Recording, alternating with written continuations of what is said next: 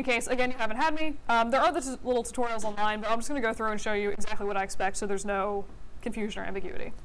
So I'm just going to, I have somewhere on the Google Drive that like weird little head model that I've been using for everything, so I'm just going to grab that real quick because I can. And I'm just going to use that because it's a convenient object and throw it into my scene. All right, 5 seconds. Forgot to download that one before class. All right, so we have my glorious, creepy, eyeball-less face. It was still really fun to see what you guys did to this head for that sculpting assignment. That was like weirdly amusing. All right, so the first thing I mentioned is please put your object on some kind of base. So the absolute simplest thing that you could do is pretty much this, where it's just like a, you know, wonky little flat cylinder. If you wanted to make this a little bit fancier, obviously if you're doing high poly, you should actually smooth this so it's not like super low poly looking, but you could just add, you know, some kind of like unfancy little molding to the edge, just again, to give it a little bit more polish. This is something, it takes literally like, I think I did this in less than 30 seconds, and it does just make the whole thing look a little bit nicer. So again, I would just kind of recommend doing something like that. Doesn't need to be crazy fancy, but this is pretty much what I'm expecting from a base. It can just be a little cylinder with or without molding, or a rectangle, whatever makes sense for your object. Also, it's obviously good to make sure that your object isn't aggressively clipping through your base, because that looks terrible. So you can either just line this up, you know, by sight on the bottom. If you want to be really picky, and I usually am, just personally, you can just put the pivot on the bottom of your object and just snap it down onto this. So I'm just going to press and hold D to access my pivot, and then at the same time press and hold V, and I'm just going to vert snap that into the rough center of that object, and then release all buttons, press and hold V, and just snap that down to the base of the object. V just accesses vertex snapping. There's also, again, buttons for it up here. So again, it's a base, looks like a thing, huzzah. I also did mention, you know, walls and a floor. So in this case, I'm just going to be incredibly lazy, which I have no problem if you guys do this. I'm just going to grab half of a box and drag it to be slightly better sized, and here are my walls and floor. If you do this, obviously, like, this is not the correct side of the plane, so you should do a mesh display reverse so that you're actually looking at the correct side of this. And if you wanted to get even more fake fancy, you could just add, oh my god, that's a very aggressive bevel. You could just add, you know, a less ridiculous looking bevel to the edge, or smooth it if you're doing high poly, but it will give you a little bit nicer transition in the background. This is also, incidentally, if you're ever shooting to replicate like photography backgrounds or whatever, like that nice infinite white plane in the background, it's usually a setup similar to this. So again, this is really all I expect from like walls and the little platform thing. It doesn't have to be super fancy, but again, I do just want to not see like off the edge of your plane. Any questions on that? Huzzah. All right. I'm just going to be super lazy and throw in a physical sky into here. It should render something that doesn't look completely repulsive. I might just need to fiddle with the sky ever so slightly and make sure that it is actually I'm just gonna rotate that around a little bit so that the shadow is not in a ridiculous spot, which it apparently always is. All right, wait for it. There's also settings in the physical sky I can use for this. I just find it easier to rotate it because I'm lazy. All right, I'm gonna say that that's halfway decent for lighting. It's kind of weird looking, but whatever. It's a little flat. So again, you can use an HDRI. You can do your own custom lighting. Doesn't super matter to me as long as it shows off your object well. In terms of actually setting up the turntable itself, it does require a little bit of keyframing and animation. It's nothing like too completely horrifying if you guys have never done this before. So I'm going to pull this up. Can you guys all see the time slider at the bottom here? Cool. All right, so first thing you're going to want to do is find your head, or whatever object you're using, and basically when you're doing a turntable, you want it to turn slow enough that people can see what your actual object is, so it's not just like, again, spinning so fast you have no idea what's happening. So I find that usually rendering 360 frames is usually enough to do that. So that's basically 1 frame for every degree of rotation that this object is turning. So I'm just going to go over, I'll freeze the translate just because. So I'm going to go to frame 1 down here, and I'm going to, you can do one of 2 things. You can press S, and that's going to set a keyframe and key every single value for translation, rotation, and scale.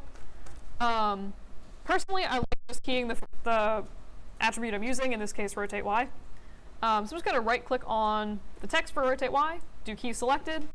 You can see that it's still made that little keyframe there. And in this case, it hasn't keyed everything. It's just only keyed rotation Y. For this particular project, it doesn't super matter what you do.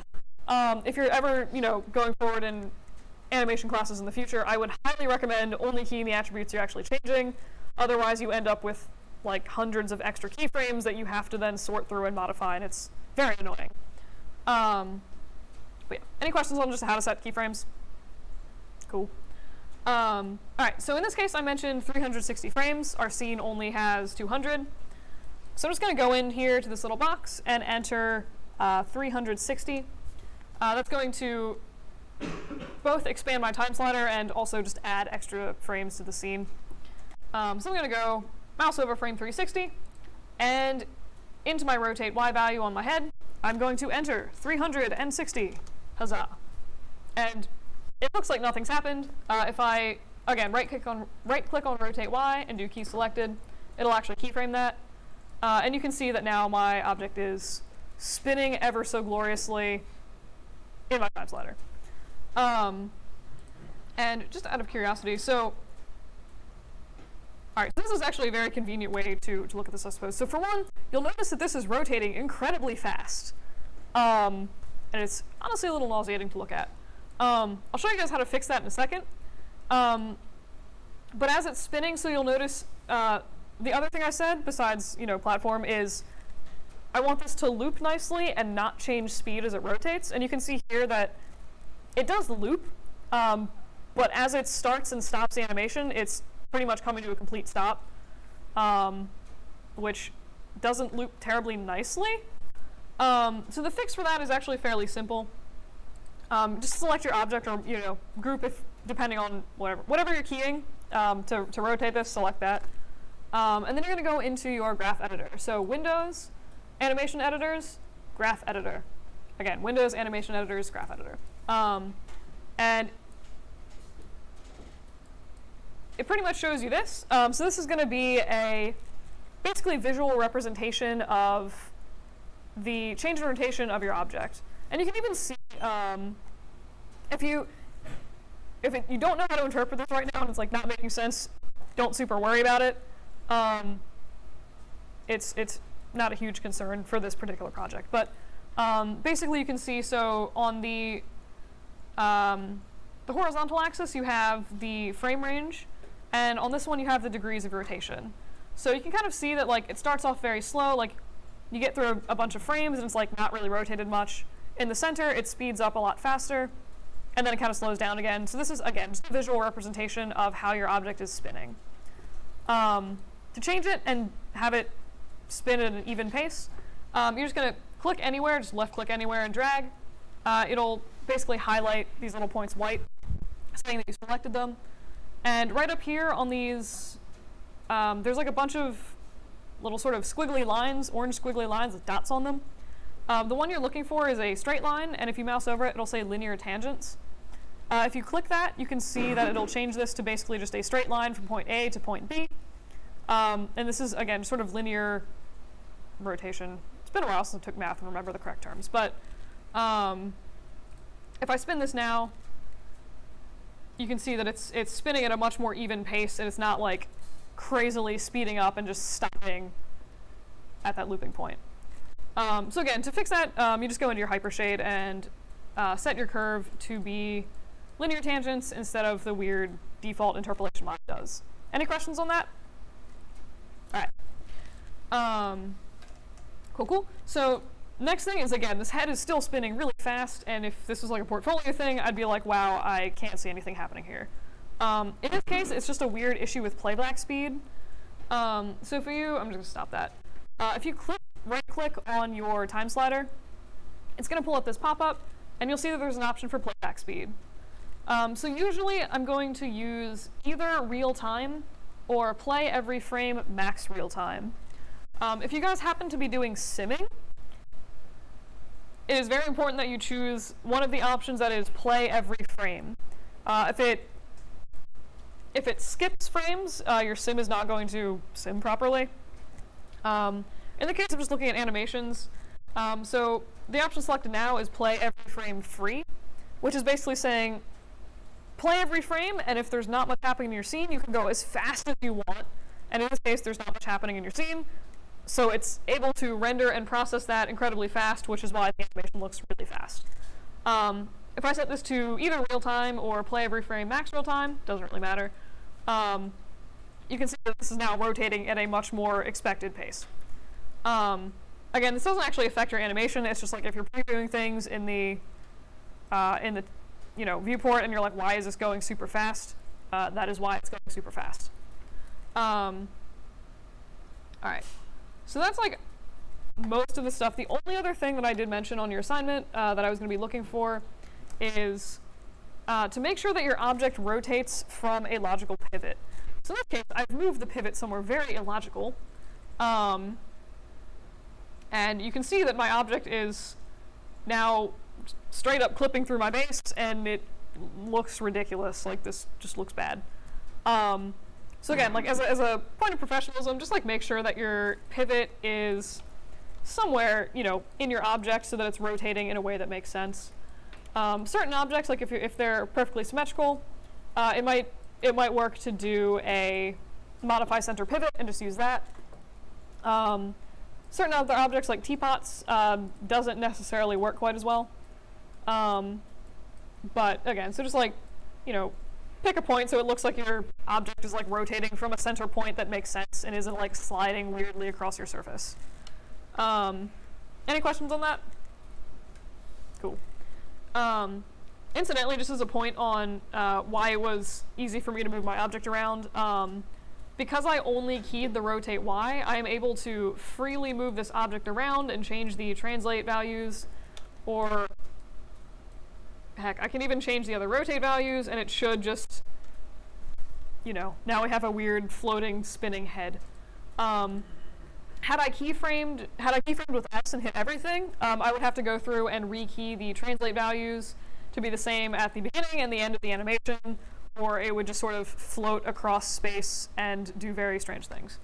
Again, I think it's easier to just keep the one attribute you're using. Do whatever you want, really doesn't matter to me. All right, so I'm going to set this back to 0, 0. And again, when I zeroed my object out, because I like it to sort of snap back to the center of the thing. So I did mention, just as a quick example, I mentioned modify center pivot doesn't necessarily do super rational things all the time, especially for asymmetrical models like teapots. So this pot in particular, if this was on a turntable, you would expect that it would just be, pretty much just rotating exactly around this sort of central pivot here. So you'd expect the pivot to maybe be somewhere in here in the center of the body of the teapot. If you did modify center pivot, it's going to throw the pivot somewhere out here, and then it's just going to sort of be spinning weirdly around. It's going to look really weird. I don't know, just make sure your pivots are in halfway decent spots. So that's pretty much the basics of just like how to set up a turntable and what I expect in terms of backgrounds and stuff. Any questions on that before I go over render settings? All right. Cool. So for render settings, basically you're just going to open up your render settings like you normally would. File name prefix, if you want to change this to be something like cheese or something less ridiculous, you can rename this. So by default, it'll use the whatever your file name is. to label things. In my case, I use really long file names most of the time, so that's a terrible option. So you could just name this like turn tab or whatever you want, if you so choose. In terms of image format, I would recommend just using I would probably use TIFFs, honestly. EXRs if you're feeling super fancy, PNGs if you're feeling like not super fancy. Please don't use JPEGs, they're gross. JPEGs are icky. So again, in this case, I'm just gonna set a TIFF. For format, if I'm using TIFF, I'll usually use float32, just because it is gonna have the most editability later, the most color information to play with if you need to like tweak this in post-processing. I've also found that TIFF with float32s usually don't have any issues with like saving out darker than the rest of your renders for some reason. And this stuff I usually just kind of ignore. Color space I usually ignore. And this part's important, otherwise it's not going to like allow you to render multiple frames at once, but for the frame/animation extension, this is basically how it's going to go through and like automatically name your files. So by default, it's just name.extension, and it's says parentheses single frame next to it. You can choose pretty much almost any option as long as it does not have single frame written next to it. This is going to gray out a lot of the options that you need to actually set up your renders correctly. So I'm partial to name_number.extension. I just find it easy to deal with. The only one I would recommend not using, and I'm not entirely sure why this is an option, is name.extension.number. On most operating systems I know of, if the extension is not at the end, it is going to not display correctly. So don't use this option? Question mark? Like, I don't know. It's a very, very strange thing. So again, I don't really care which one to use. I just like name_number. So I'm going to grab that, and you'll notice that it's ungrayed these boxes here and this frame padding. And those are the boxes that I need to actually set up these renders. So frame padding is basically just how many zeros I put in front of a number. So if you're rendering frame 1 and you have a frame padding of 3, you can see up here it's actually previewing that frame padding. So for frame 1, it's going to be 0, 0, 1. Frame 10 is going to be 0, 1, 0. It's honestly, I've never really found an issue depending on what you set your frame padding to, so it's kind of personal preference. But usually people will they'll set it up so that it's not, you don't have like a bajillion extra zeros, but if you're working with like 3-digit numbers, it'll put, 3 zeros in front of it, so it just orders things correctly. Again, I've never really found an issue with this, so kind of do whatever you think makes most sense to you. In terms of the start frame, end frame, by frame, this is hopefully fairly self-explanatory. It's whatever frame it's going to start rendering on. In this case, I want frame 1 because that's where I started my animation. The end frame is going to be what's the last frame that it renders. In this case, I obviously don't want frame 10. I've done 360 frames of animation, and I would like it to render all of them. And then the by frame, so normally, by default, it's set to 1. This is basically just render every single frame. So frame 1, 2, 3, 4, 5. If I set this to 2, it's going to render frame 1, frame 3, frame 5, frame 7, etc. For your homework this week, you can totally just set this, because I want every 25th render, just set that to 25. It's going to go ahead and render every 25th image of your sequence. Apart from that, renderable camera, if you've set up a different camera, you can select that here.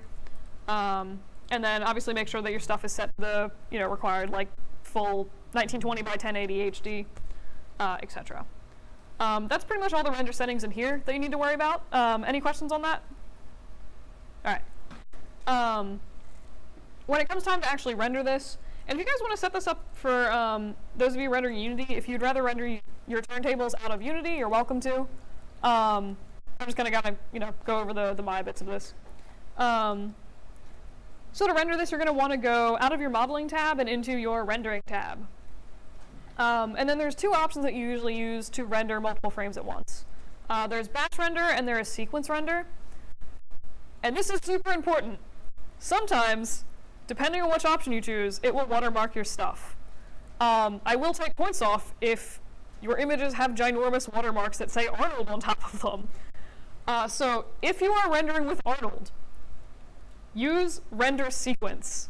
Do not use batch render, it will watermark your stuff. So for Arnold, again, render sequence. If you're using Redshift, I usually just use batch render. I don't think either one of these will watermark Redshift. But again, Arnold, render sequence. So if I open those settings, if you want to, you can override your camera or like some of the other options. I usually don't do anything with this, and I'm just going to do render sequence and close. So it's actually going to, let me just pull this over here real quick. All right. So you can see it'll pull up your render view and just sort of systematically go through and start rendering all your files. And if oh no, I haven't set my project. I'm a bad person. All right, so it's probably just saving these in my default image folder, which is kind of a bummer. But you can see that I have all of these super lovely TIFFs being output, and it's just going through and again, just systematically rendering every 25th frame of my turntable. And it'll just go through that until everything's done. That's honestly pretty much all there is to rendering a turntable. It's, I feel like, fairly straightforward. And the by frame will save you a lot of time, so you don't need to like manually go through and click on like the render button for each 25th frame. Only other thing that I like kind of have to mention, there is an option in your render settings for skip existing frames. This would be something like, you know, if you've rendered part of the sequence and then your computer crashes, but you have the first 40 frames out of like a 100 frame animation. You can select skip existing frames, and it's not going to re-render those frames. If it finds that file name, it's not going to re-render and overwrite that file. And especially like if the renders are completed, like obviously there's no reason to do that. So you can check this on or off. Again, sometimes I'll like make a change and just want to overwrite everything, so I'll turn it off and just let it do its thing and render over my previous images. But that's pretty much turntables. Any questions on those? All right, cool.